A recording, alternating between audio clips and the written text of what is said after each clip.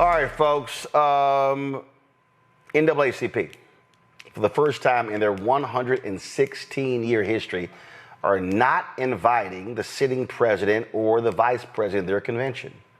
They cite Donald Trump and his shameless and despicable violation of the United States Constitution as a reason for that. Let me read for you the statement that they actually sent out today regarding this decision. For 116 years, the NAACP has invited the sitting president of the United States to address the NAACP National Convention.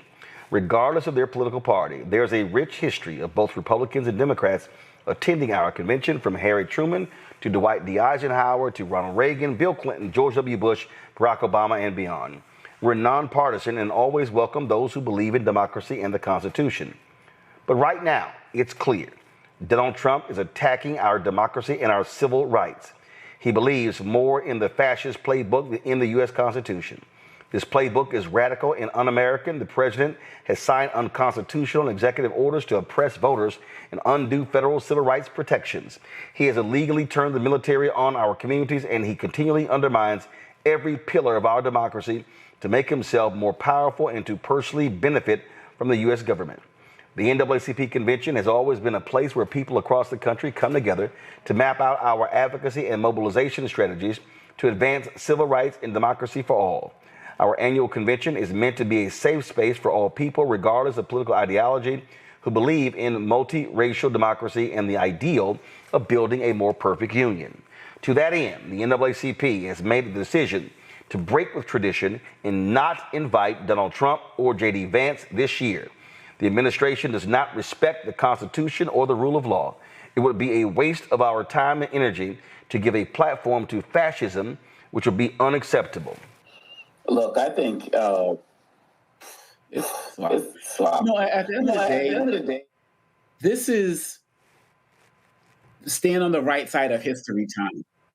Like, how are you going to be remembered?